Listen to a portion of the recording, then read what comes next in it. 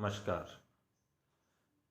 अभी बंगाल का चुनाव आने में कुछ महीने अभी बाकी हैं, लेकिन पिछले कई सालों से हमारे केंद्र की सरकार, जो बंगाल ही नहीं पूरे देश में मुद्दा विहीन है, जिन कामों को करने को लेकर ये सत्ता में आसीन हुए थे, उसमें से किसी भी काम को करने में जब ये नाकाम हो गए तो फिर अपने पुराने ढर्रे पे ये वापस आने लगे कि जैसे जैसे चुनाव किसी प्रदेश में आता है तब तब ये सरकारी एजेंसियों का दुरुपयोग शुरू करते हैं।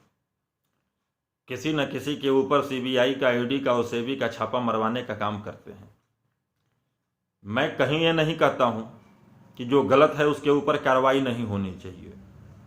मैं पूर्ण समर्थन में हूं कि जो भी गलत करता है, जो भी भ्रष्टाचार करता है, उसके लिए हमारी सरकार जो भी हो, जिसकी भी हो, उचित कदम उठाने का काम करे।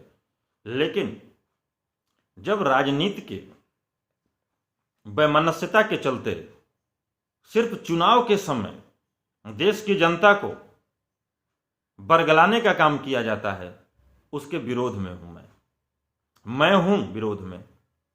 और कोई है नहीं है, सबकी अपनी सहमति। लेकिन मैं यही कहूंगा कि सिर्फ चुनाव के समय सरकारी एजेंसियों का दुरुपयोग जनता का ध्यान भटाने के लिए करना कहीं से भी उचित नहीं है।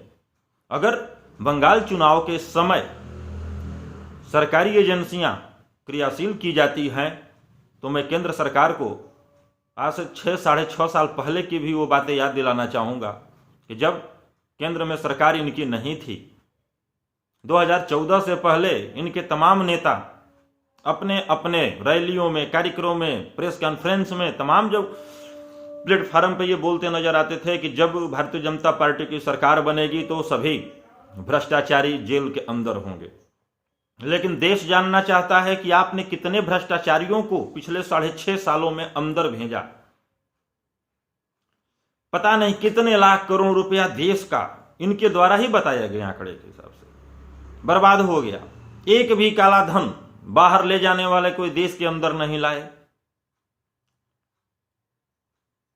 विजय माल्या को नहीं ला पाए, मेहुल चोकसी को नहीं ला पाए, नीरव मोदी को नहीं ला पाए। देश के तमाम बैंकों का पैसा लूट कर बाहर भागने वालों में से किसी एक को भी नहीं ला पाए। उस समय का इनका एक और चल रहा था जिसके की बुनियाद पे हम देशवासियों का दिमाग परिवर्तित हुआ था। 2G स्पेक्ट्रम घोटाला, कोल घोटाला। लेकिन आज देखा जाए तो इनके किसी भी नेता के जुबान पर, इनके किसी भी रणनीतिकार के जुबान पर वो कोल घोटाला और वो 2G स्पेक्ट्रम का कहीं नाम नहीं आ रहा है। तो मैं नहीं कह रहा हूं कि आप कार्रवाई मत करिए, सही कार्रवाई करिए। जनता का ध्यान बरगलाने और भटकाने का काम मत करिए।